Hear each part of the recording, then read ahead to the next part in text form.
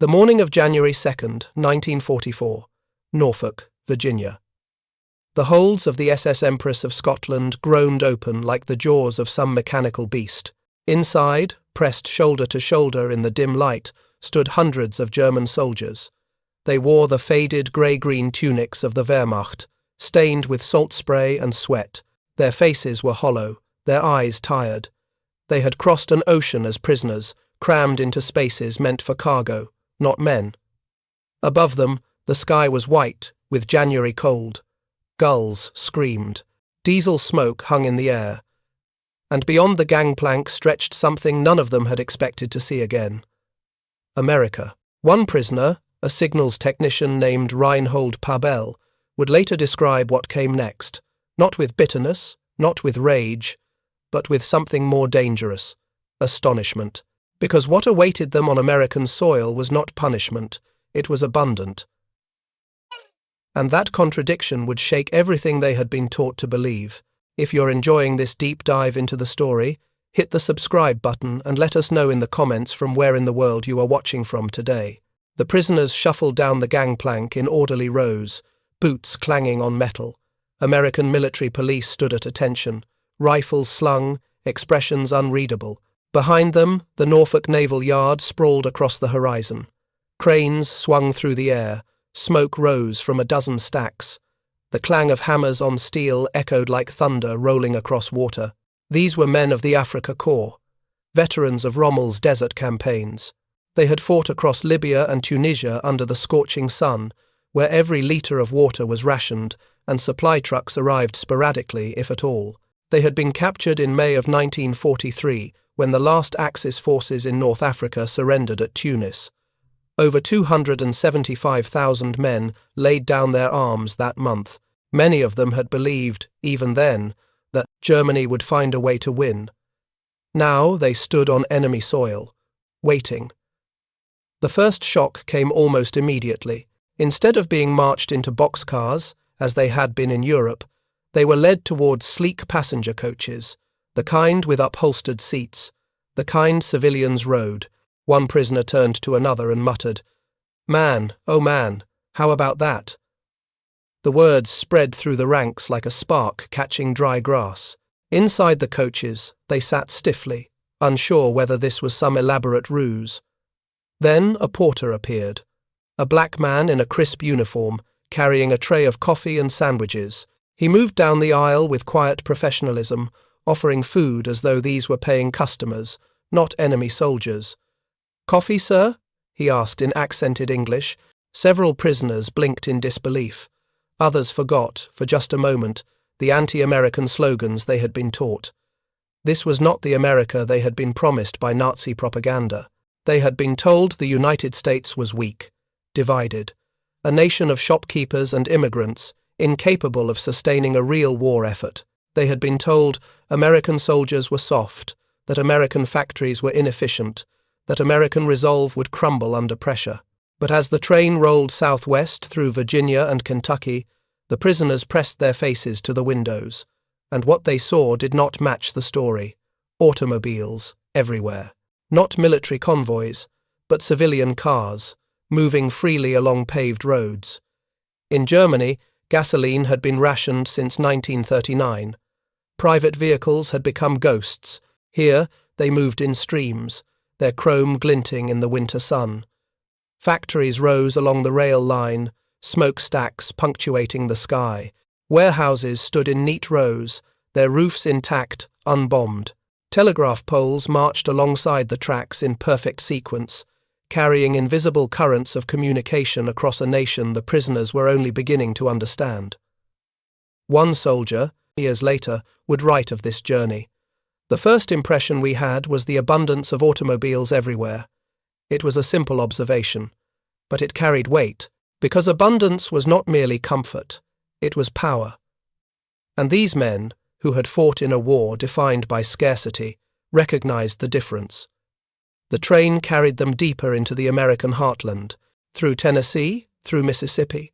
The landscape changed from winter bare forests to open farmland. Towns appeared and vanished. Small clusters of homes, general stores, churches with white steeples.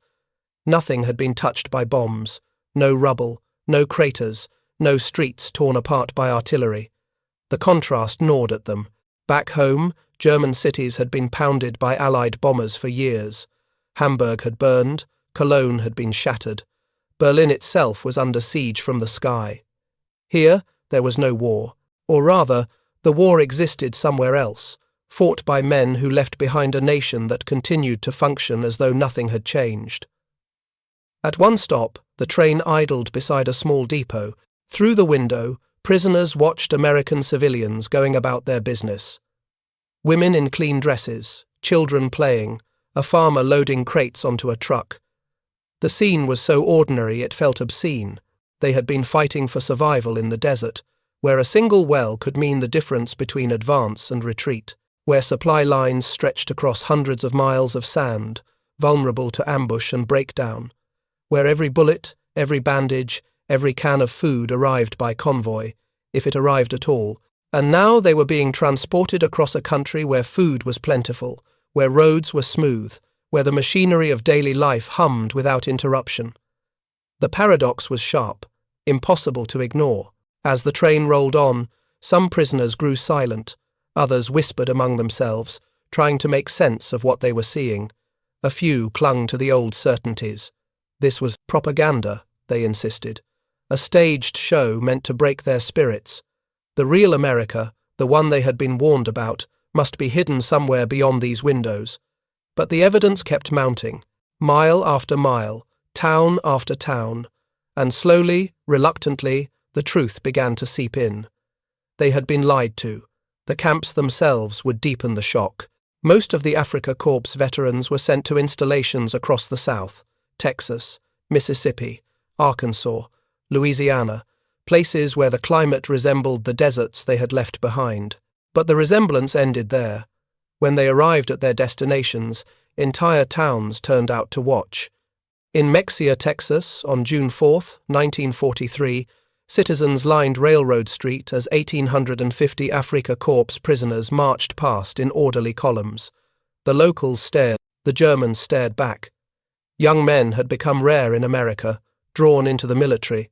And here, suddenly, were thousands of them, tanned, fit, enemy soldiers walking through the heart of Texas. The camps were not dungeons. They were military installations, built to house troops. Wooden barracks stood in neat rows. Mess halls served 3 meals a day. Recreation fields provided space for sports. The fences were real, the guards armed, but the conditions inside were startling. One prisoner, arriving at Camp Clinton in Mississippi, wrote years later, "We all had won over friendly relations with the United States. Another, captured in Normandy and sent to Fort Lewis in Washington, would remember standing in front of the camp store, trying to decide between ice cream and Coca-Cola. The last ice cream I had been able to buy in Germany was years ago," he recalled. "But Coca-Cola? Never before. So I decided to take both." This was not cruelty. It was not even indifference. It was something the prisoners could not reconcile with their understanding of war. It was civility. Under the Geneva Convention of 1929, prisoners of war were entitled to treatment comparable to the capturing nation's own soldiers. Food, shelter, medical care. The United States, unlike Germany, took this seriously. German POWs received an average of 3,500 calories per day, more than many American civilians during rationing. More, certainly, than the families they had left behind in Europe. They were issued clean uniforms, blue denim with orange letters stamped across the back. PW, prisoner of war. They were given soap, towels, access to showers. Many had not bathed properly in months, sometimes years. The simple act of standing under hot water felt like a luxury beyond reason. They were paid for their labor, 80 cents per day in canteen coupons, enough to buy cigarettes, candy, and writing paper, enough to make the camp store a place of commerce rather than deprivation. Officers were not required to work, per the Geneva Convention, though some volunteered. Enlisted men were put to labor, but not the kind that supported the American war effort. They picked cotton in Texas, harvested fruit in California, cut timber in Virginia. Hard work, but no harder than they would have done in their own army. And they were fed. God, were they fed, one prisoner would later confess. When I was captured, I weighed 128 pounds. After 2 years as an American POW, I weighed 185. I had gotten so fat you could no longer see my eyes. For men who had spent years under rationing, this was incomprehensible. In Germany, bread was black and dense, made from substitute flour. Coffee was ersatz, brewed from roasted grain. Meat was a memory. Here, the mess halls served eggs, fresh vegetables, bread made from real wheat, on occasion, beer. The sensory impact was overwhelming. The smell of bacon frying in the morning, the taste of butter on bread, the sound of laughter in the barracks after lights out.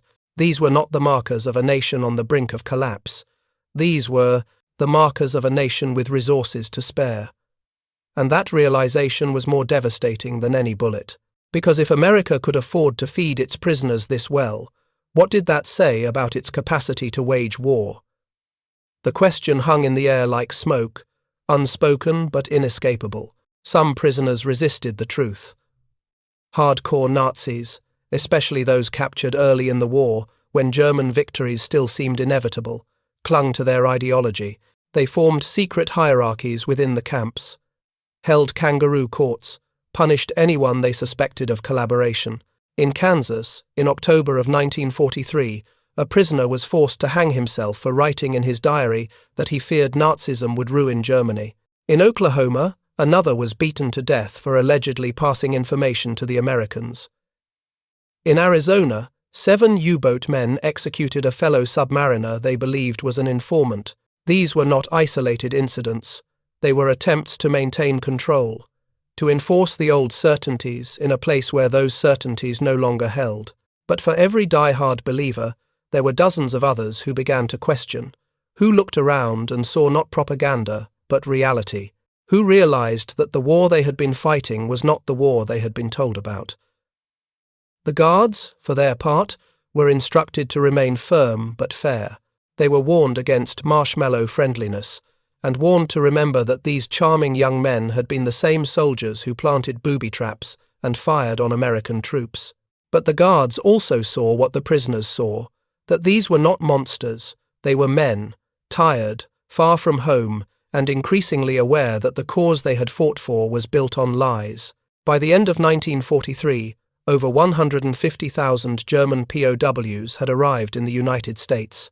By the summer of 1944, after the Normandy invasion, the number swelled to 30,000 arrivals per month.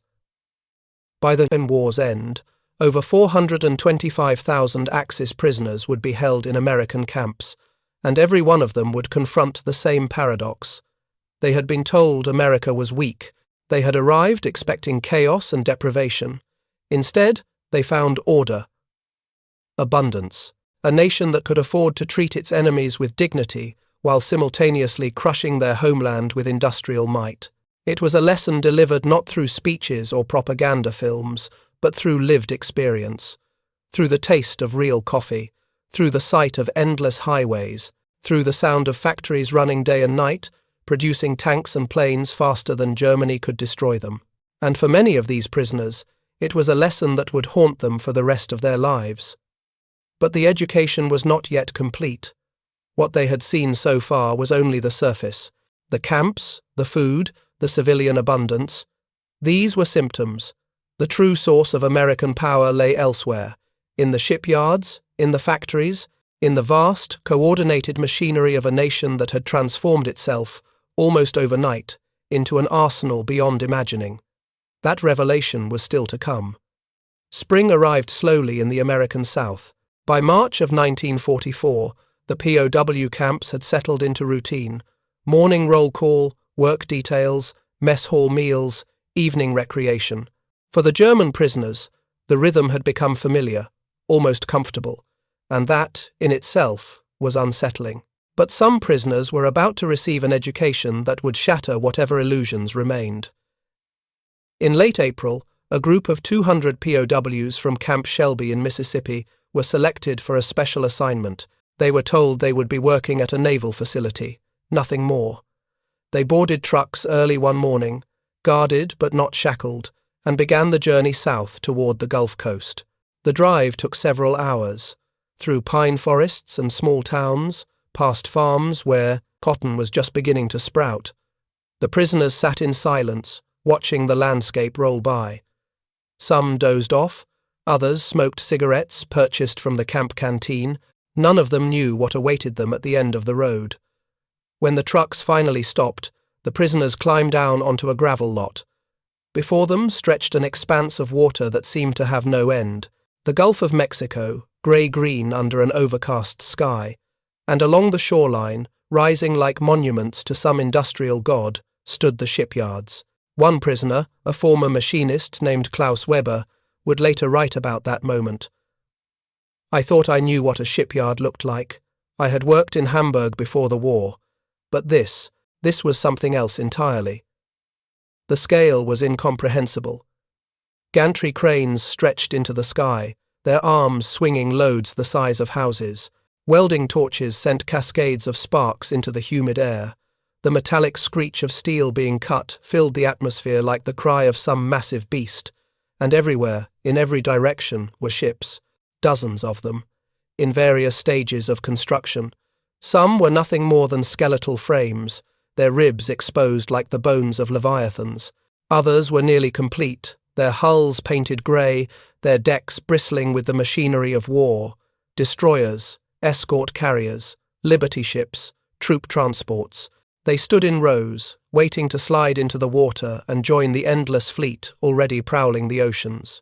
An American naval officer, a lieutenant with a clipboard and an easy drawl, addressed the prisoners in passable German. "Welcome to Pascagoula," he said. "You'll be working here for the next few weeks. Light construction, moving materials, nothing classified." He paused, then added with a slight smile, "But keep your eyes open. You might learn something."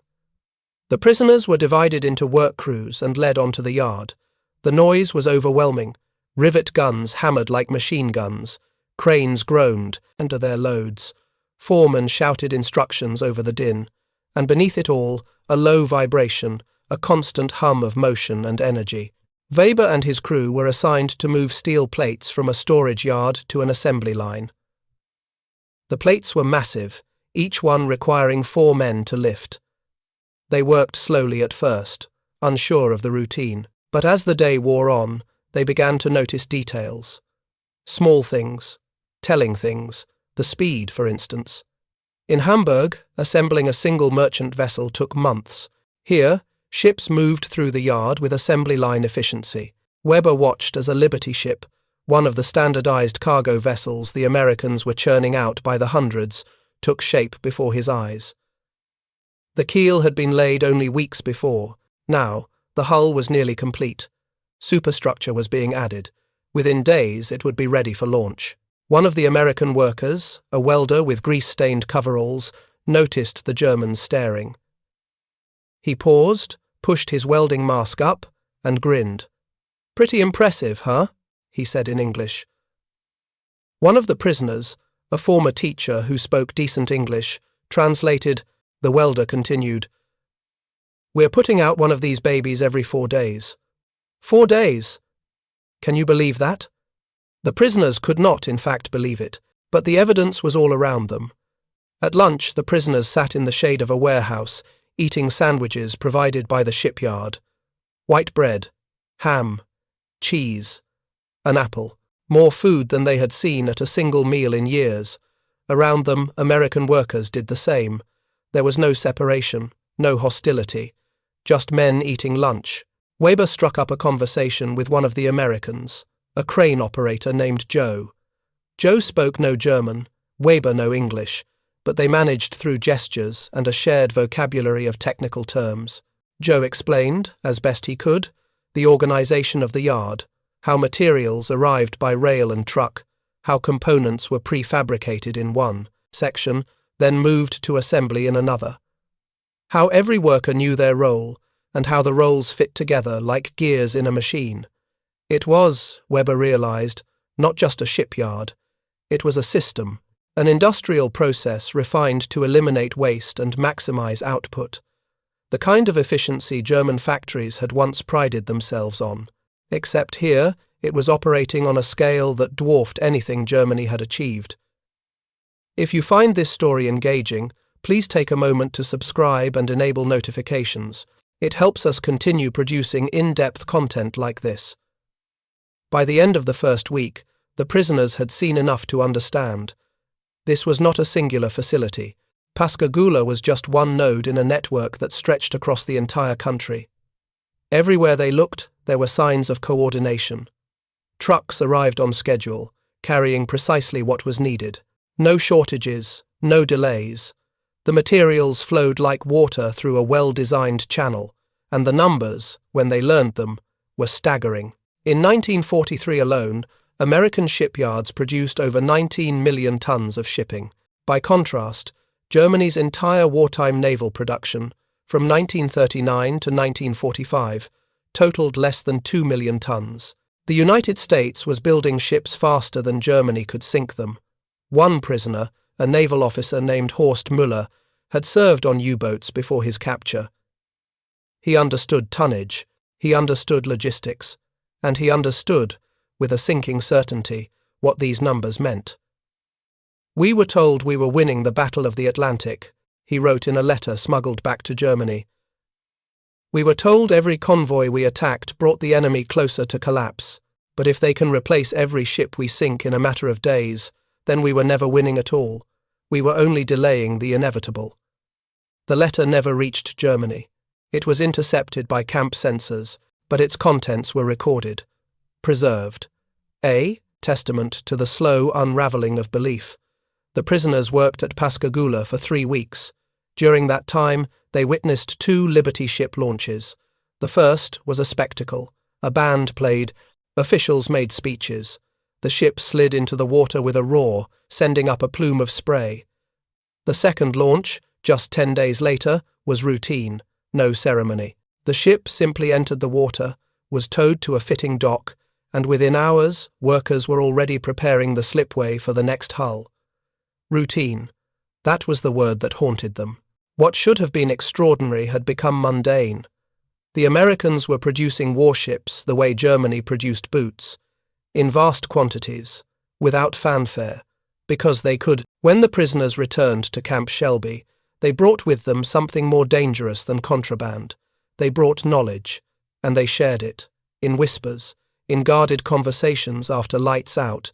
Word spread through the camp, then to other camps via the network of transferred prisoners. The Americans were not bluffing. The abundance was real, the power was real, and Germany, no matter how fiercely it fought, could not match it. But the shipyards were only one part of the equation. Another group of prisoners, transferred from camps in Texas to work details in Kansas, would soon glimpse another facet of American industrial might: the factories. Wichita, Kansas, July 1944. A work detail of 50 German POWs arrived at a Boeing aircraft plant on the outskirts of the city. They had been told they would be performing maintenance, sweeping floors, clearing debris, non-essential labor, far from anything that could be considered aiding the war effort. But even from the periphery, they could see. The plant was enormous, larger than any structure most of them had ever entered. The main assembly hall stretched for what seemed like miles, its ceiling lost in shadows high above. Fluorescent lights hung in rows, casting everything a harsh, white glow. And beneath those lights, aircraft took shape. B-29 superfortresses, the newest, most advanced bomber in the American arsenal. Massive 4-engine planes designed to carry tons of explosives across the Pacific and rain destruction on Japanese cities. Each one was a marvel of engineering. Pressurized cabins, remote-controlled gun turrets, engines that could push the plane to altitudes where enemy fighters struggled to reach. And here, in this single plant, they were being built by the dozen. The prisoners moved through the factory in silence, escorted by guards who seemed almost bored. They pushed brooms, collected scrap metal, emptied trash bins, but their eyes never stopped moving. The assembly line was a thing of beauty, or horror, depending on your perspective. Each station performed a specific task: installing hydraulic lines, mounting engines, attaching wings. The fuselages moved along tracks, slowly, steadily, while workers swarmed over them like ants on a carcass. There was no wasted motion, no confusion. Every man knew his job. And the jobs, taken together, produced aircraft at a rate that defied belief. One of the prisoners, a former Luftwaffe mechanic named Dieter Schmidt, counted as he worked. He tracked the progress of 3 bombers over the course of a week. By the end of that week, all 3 had moved from bare fuselage to nearly complete aircraft. Engines installed, propellers attached, paint applied. He estimated, conservatively, that each plane took no more than 2 weeks to finish once assembly began. 2 weeks. In Germany, constructing a single bomber could take months, and even then, shortages of materials often meant delays. Here, there were no delays. Materials arrived constantly: aluminum sheeting, engine components, rubber for tires, plexiglass for canopies. Everything the line needed appeared exactly when it was needed. Schmidt tried to explain what he was seeing to one of the guards during a break. The guard, a young man from Nebraska, shrugged. "Yeah, it's pretty impressive," he said. "But this is just Wichita. You should see what they're doing in Detroit, or Seattle, or Long Beach." The implication was clear. This was not exceptional. This was normal. By 1944, the United States was producing aircraft at a rate of 96,000 per year, more planes in a single year than Germany had built during the entire war. The Ford Willow Run plant alone, in Michigan, turned out a B-24 Liberator bomber every 63 minutes. 1 plane, every hour, around the clock. Schmidt knew these numbers. He had heard whispers. But seeing it was different. Numbers were abstract. This was concrete, steel and aluminum, engines and wings, power made manifest. One evening, after the work detail returned to camp, Schmidt sat with a group of fellow prisoners in the barracks. They spoke quietly, aware that informants might be listening. One of them, a dedicated Nazi who still wore his party pin hidden beneath his shirt, insisted this was all theatre. "They're showing us what they want us to see," he said, "to break our morale. The real factories are struggling, running out of materials. This is propaganda." Schmidt shook his head. "No," he said. "I've worked in factories my whole life. You can't fake this. The materials are real, the planes are real, and there are too many of them to be staged." The Nazi scowled but said nothing, because deep down, even he suspected Schmidt was right. The education continued. Prisoners working in other industries saw the same patterns. Automobile plants converted to tank production, churning out Shermans by the thousands. Steel mills running at full capacity, feeding the endless hunger of shipyards and aircraft factories. Munitions plants produced artillery shells at rates that made German production look quaint by comparison, and everywhere, the same abundance, the same efficiency, the same relentless grinding power. In August of 1944, a group of prisoners at Fort Eustis in Virginia was shown a film. It was part of a re-education program the Americans were experimenting with, an attempt to denazify the POWs by exposing them to the realities of the war. The film showed Allied bombing raids over Germany, cities reduced to rubble, factories destroyed, rail lines severed. The images were grainy, black and white, but unmistakable. This was not propaganda. This was documentation, and it was devastating. One prisoner, watching the footage of Hamburg burning, broke down in tears. His family lived there, or had lived there. He no longer knew. Another prisoner, a former officer, sat stone-faced through the entire film. Afterward, he spoke to no one. But his expression had changed. The certainty was gone, because the film made one thing clear. The war was not going well for Germany, and all the speeches, all the promises of secret weapons and final victories, could not change the arithmetic. America was outproducing Germany by margins so vast they bordered on the absurd. And production, in a modern war, was destiny. The prisoners were beginning to understand what their leaders had refused to accept, that this war was not about courage or ideology. It was about resources. It was about factories and shipyards and assembly lines. It was about a nation that could afford to feed its enemies while simultaneously crushing them under the weight of its industry. And that understanding, once it took root, was impossible to dislodge. By the fall of 1944, the truth had spread through the camp networks like a contagion. Prisoners wrote letters home, carefully worded to avoid censorship, trying to hint at what they had learned. Most were intercepted, but a few got through, and in those letters, buried beneath talk of weather and health, was a message. We were wrong. The enemy is not weak. The enemy is invincible. Back in Germany, these letters were dismissed as defeatism or cowardice. The writers were accused of having been brainwashed by American propaganda, but the letters kept coming, and slowly, quietly, doubt began to creep into the minds of those who read them. For the prisoners themselves, the knowledge was a burden. They had sworn oaths, pledged loyalty, believed in a cause that now seemed hollow, and they were trapped, not by barbed wire, but by the realization that everything they had fought for was built on a foundation of lies. Some broke under the weight of it.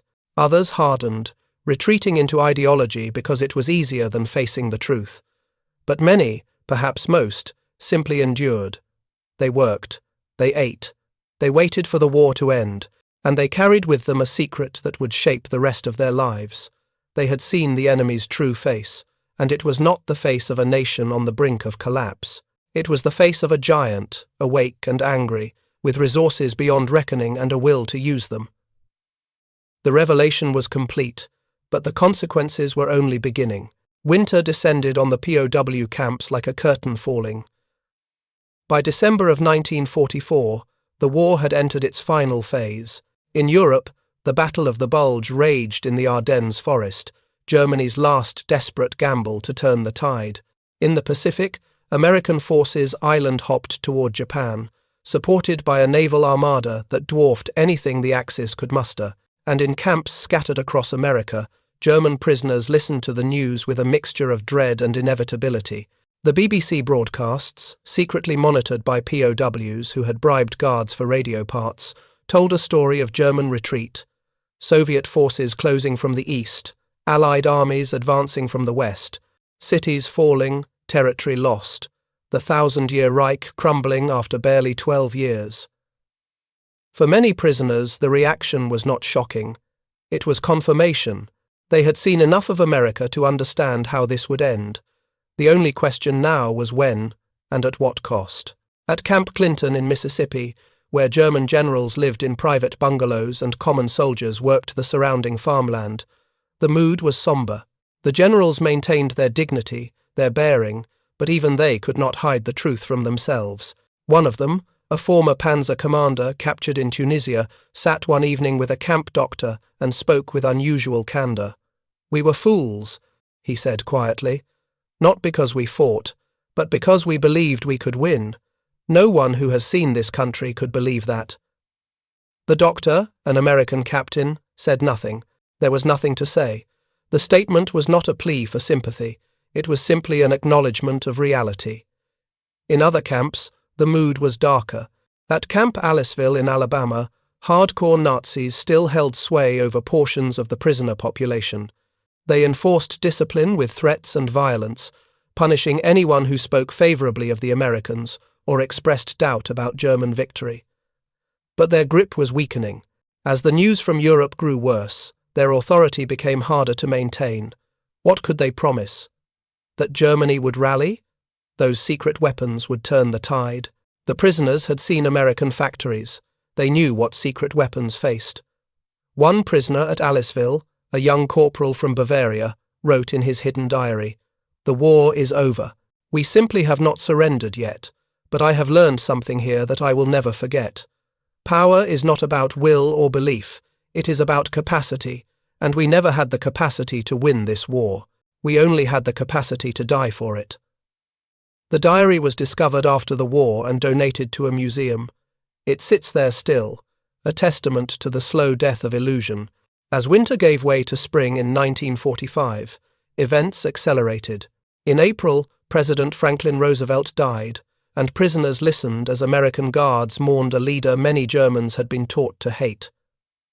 That morning, there was another lesson. This nation, for all its industrial might, was still human, still vulnerable.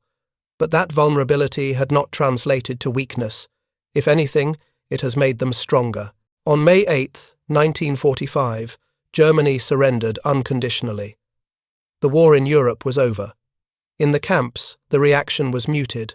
Some prisoners wept, others sat in silence. A few hardliners insisted this was temporary, that resistance would continue, but most simply felt the weight of it, relief that the killing had stopped, shame at the cause they had served, fear about what came next, because now they faced a different kind of imprisonment. The war was over, but they could not go home. Not yet. Germany was in ruins, divided among the victorious powers. Food was scarce, infrastructure destroyed. Sending hundreds of thousands of prisoners back immediately would only worsen the chaos. So, the Americans kept them, fed them, put them to work, and waited. For many prisoners, this extended captivity was a strange gift. They were safe, well-fed, far from the devastation consuming their homeland. Some felt guilty about this safety, others simply accepted it. They had been defeated, yes, but they had been defeated by an enemy who treated them with more dignity than their own leaders had shown to the peoples they had conquered. The contrast was impossible to ignore, and it raised uncomfortable questions about loyalty, about belief, about what, exactly, they had been fighting for. In the summer of 1945, the re-education programs intensified. At Fort Eustis, prisoners attended 6-day courses on democracy. They watched films about the concentration camps, footage taken by Allied soldiers as they liberated Auschwitz, Bergen-Belsen, Dachau. The images were horrific beyond comprehension. Piles of emaciated bodies, gas chambers, crematoriums, evidence of systematic mass murder on a scale that defied belief. Many prisoners refused to believe it at first, insisted it was propaganda, faked, impossible, but the evidence was overwhelming, and slowly, painfully, the truth sank in. This was what they had fought for, not for Germany, not for honor, but for this. A regime built on hatred and murder, dressed up in the language of patriotism and strength. One prisoner, attending a re-education session at Fort Eustis, stood up during a film screening and walked out. He vomited outside the building, then sat on the ground, his head in his hands. A guard approached, concerned, but the prisoner waved him away. "I knew," he said in broken English. "Part of me always knew, but I didn't want to see it." The guard said nothing. What could he say? That the prisoner should have seen it sooner. That ignorance was not an excuse? Both were true. But they were also beside the point. The man was seeing it now, and that seeing would haunt him for the rest of his life. Not all prisoners responded the same way. Some hardened further, retreating into denial. A small minority would carry their Nazi beliefs to the grave, insisting to the end that they had fought for a just cause betrayed by weakness and treachery. But they were the minority. Most prisoners, confronted with the evidence of what their nation had done, felt the foundations of their worldview crumble, and into that void came a different understanding, a recognition that the American power they had witnessed was not merely industrial, it was also moral, not perfect, certainly. America had its own sins, its own hypocrisies, but it had not built death camps, it had not waged a war of extermination, and in the end, that difference mattered. Repatriation began in late 1945 and continued through 1946. The prisoners were sent home in waves, transported by ship back across the Atlantic to a Germany many no longer recognized. Cities were rubble, families scattered. The occupation zones divided the country into pieces, each controlled by a different Allied power. Some prisoners chose not to return. They had seen America, seen what a functioning society looked like, and they wanted to be part of it. The American government, for its part, was willing. Skilled workers were allowed to apply for immigration. Men with clean records, who had cooperated during their captivity, who had shown themselves to be anti-Nazi or at least non-political. Several hundred former POWs eventually became American citizens. They brought with them a unique perspective. They had fought against America, been captured, and been shown mercy.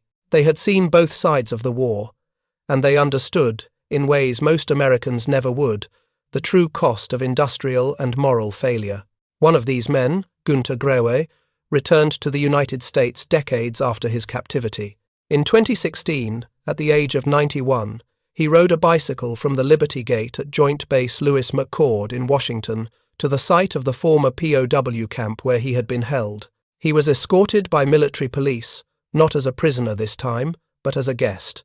He had come to say thank you. In a letter he wrote before that visit, he reflected on his time as a POW. It was in August or September 1944 when I stood in front of a shop in the POW camp at Fort Lewis, considering what to buy first. An ice cream or a bottle of Coca-Cola. I suddenly realized how extremely lucky I had been to be captured by the American army and not the Russian one. That gratitude was shared by many. The Soviet Union had captured over 3 million German soldiers. More than 1 million died in captivity, from starvation, disease, forced labor, and execution. Those held in American camps knew, even then, how fortunate they were.